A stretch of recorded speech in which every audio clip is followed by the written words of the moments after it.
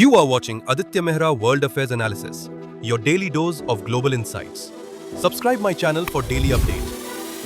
Hello everyone. Bharat सरकार के द्वारा आतंकवाद के खिलाफ एक बहुत बड़ा कदम उठाया गया है जिसका नाम है NCTPS। इसका फुल फॉर्म है India's national counter terrorism policy and strategy. इस पॉलिसी में जो खास करके वाइट कॉलर टेररिस्ट है इसके लिए जीरो टॉलरेंस नीति अपनाई गई है। आज हम लोग जानेंगे इस पॉलिसी के द्वारा कैसे स्टेट पुलिस को NSG द्वारा ट्रेनिंग दिया जाएगा, साथ ही साथ NIA नेशनल इन्वेस्टिगेशन एजेंसी जिसका मेन वर्क है आतंकवाद, terrorism funding, human trafficking, cyber terrorism और फेक इंडियन करेंसी का पता लगाना, ये NIA अब स्टेट पुलिस को भी साथ में लेकर किसी केस का इन्वेस्टिगेशन कर सकती है। ये जो NIA है इसका मुखिया होता है होम मिनिस्ट्री, मतलब गृह मंत्रालय, और अभी अमित शाह जो कि भारत के होम मिनिस्टर हैं ये उनके हाथ में है। तो चलिए जानते हैं स्टार्टिंग पॉइंट से लेके आखिर ये पॉलिसी आई है और ये वर्क कैसे करेगी। यहाँ पे आप लोग देख सकते हैं India's first anti terror policy to be release soon. यहाँ पे यह कहा गया है कि ये जो एंटी टेरर पॉलिसी है ये बहुत जल्द आने वाला है। हालांकि ये पॉलिसी जो है अब ये आ चुका है। यहाँ पे आप देख सकते हैं अमित शाह ने यह कहा है कि एंटी टेरर पॉलिसी जो है वो आएगा और ये आ चुका है। लोग यहाँ पे देख सकते हैं police and central agency should analysis all terrorist incident. ठीक है, अगर कोई स्टेट है वहाँ अगर किसी भी तरह का आतंकवादी हमला होता है तो उस हमले में जो है वो सेंट्रल एजेंसी जैसे NIA हो गया या फिर और जितने भी ऐसी हैं वो जो है वो स्टेट पुलिस को साथ में रह के भी काम कर सकती अगर वो चाहे तो। यहाँ पे जो है यह मिनिस्ट्री ने कहा है कि जो 22 अप्रैल को जो टेरर अटैक हुआ था, पहलगाम अटैक, इसमें कहीं ना कहीं जो है वो सेंट्रल और स्टेट पुलिस का जो कनेक्टिविटी है उसको कम देखा गया है, इसीलिए इस पॉलिसी को लाया गया है। आइए आगे जानते हैं कि आखिर क्यों इस नए पॉलिसी को लाया गया है। पे आप लोग देख सकते हैं different state follow different policy और प्रोटोकॉल।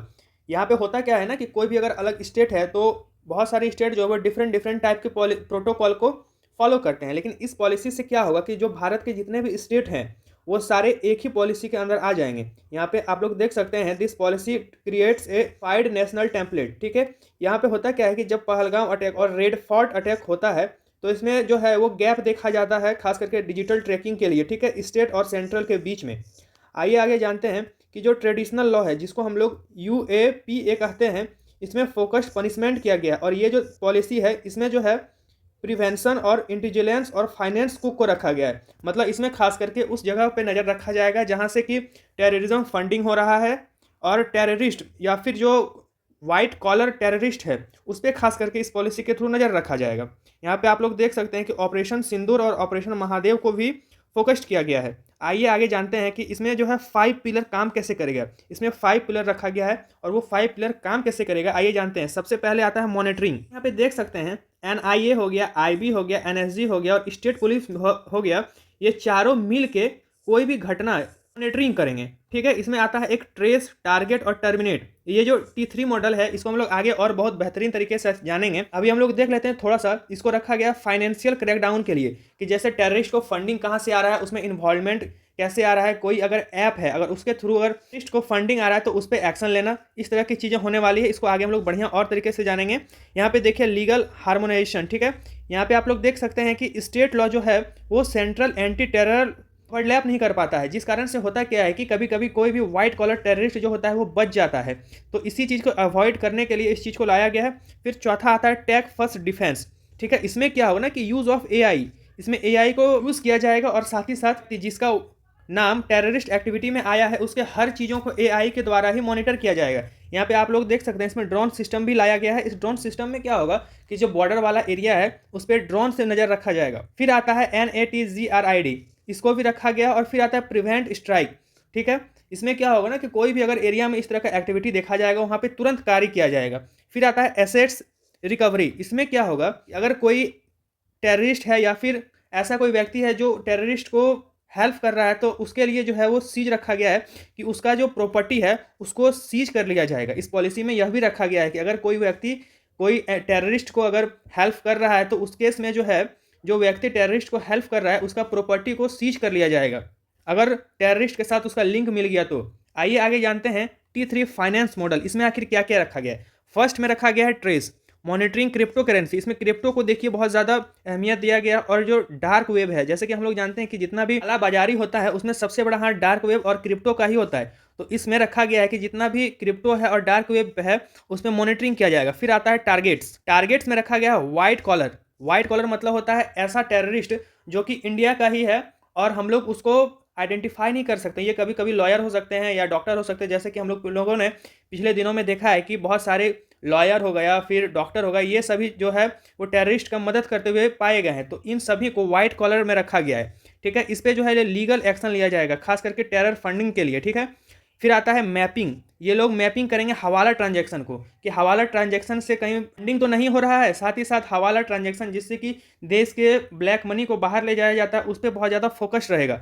फिर आता है टर्मिनेट। आखिर ये सभी चीज़ें जब मिल जाएगी तो उसको टर्मिनेट कैसे किया जाएगा, तो फ्रीजिंग एसेट्स, ठीक है, with in hour of detection. अगर कोई भी व्यक्ति का इस तरह से इन्वॉल्वमेंट मिल जाता है हवाला में या फिर व्हाइट कॉलर टेररिस्ट में या फिर क्रिप्टो या फिर डार्क वेब कहीं भी अगर मिल जाता है तो उसका जो एसेट्स है, चाहे वो कुछ भी हो, प्रॉपर्टी हो, बैंक अकाउंट है, कुछ भी हो, उसको जो है वो तुरंत फ्रीज कर दिया जाएगा। आप लोग यहाँ पे देख सकते हैं फॉरेन फंडिंग को भी रखा गया है। इसमें रखा गया है इसीलिए क्योंकि बहुत सारे आप लोग आगे हम लोग जानेंगे कि कनाडा से और पाकिस्तान से, फिर नेपाल हो गया, फिर बांग्लादेश हो गया, इन सभी चीज़ों से कैसे फॉरेन फंडिंग करके टेररिस्ट को यहाँ ले जाया जाता है। यहाँ पे आप लोग देख सकते हैं रैकेट्स। आइए आगे देखते हैं विजिबल थ्रेड्स।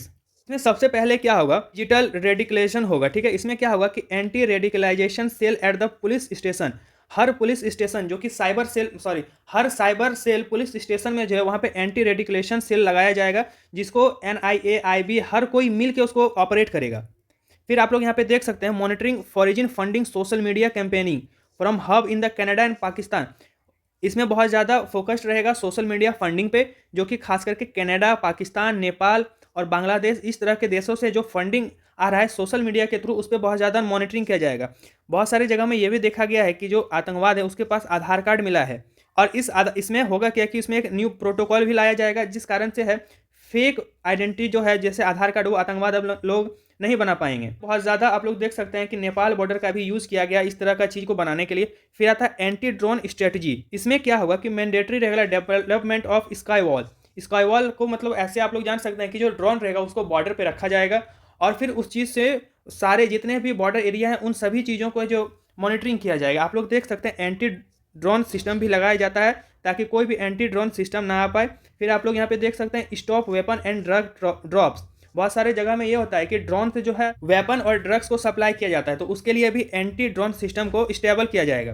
यहाँ पे देख सकते हैं कि स्ट्रक्चर रिफॉर्म NIA और NSG इस दोनों को मिला के एक नया स्ट्रक्चर बनाया जाएगा। देख सकते हैं NIA और NSG के द्वारा मिला के एक नया सिस्टम को, एक नया स्ट्रक्चर को रिफॉर्म किया जाएगा। इसमें मेनली होगा क्या, जो भी मास्टरमाइंड फॉरेन में बैठ के घटनाओं को अंजाम दे रहा है उसको ट्रैक करेगा और फिर उसको न्यूट्रलाइज करने का तरीका खोजेगा। यहाँ पे आप लोग देख सकते हैं NFG जो है वो रीजनल हब होगा। इसका काम क्या रहेगा कि कोई भी टाइम अगर भारत के किसी भी स्टेट में अगर इस तरह की घटना होती है तो वहाँ पे 30 मिनट्स के अंदर NSG पहुँचेगा इस पॉलिसी के द्वारा। इसीलिए हर भारत के हर स्टेट में NSG को इन्वॉल्व किया जाएगा, ठीक है।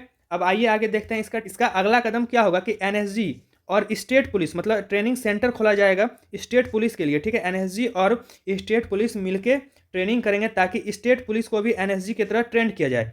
आइए आगे देखते हैं इसका गोल क्या है। आखिर इसका बहुत सारा गोल है। इसमें फर्स्ट आता है जेरो एरर मैकेनिज्म, ठीक है। इसमें क्या होगा, अब जो है आने वाले दिनों में टेररिस्ट स्ट्राइक जो है वो भारत के जमीन पे ना हो, इस तरह की पॉलिसी को लाने का मतलब यही था। फिर आता है ग्लोबल लीडरशिप। इसमें क्या होगा कि stabilising a permanent no money for terror जिसका शॉर्ट फॉर्म है NMFT को रखा गया है। अगर इस तरह का कोई भी किसी भी आदमी को अगर डिटेन किया जाएगा तो उसको वहीं पे न्यूट्रलाइज कर दिया जाएगा।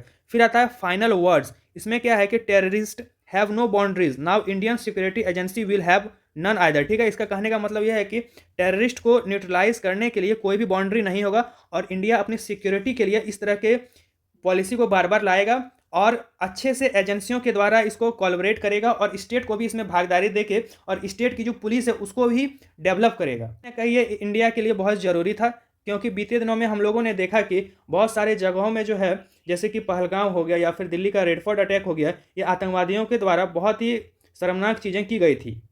Thank you for watching. Subscribe my channel for daily update.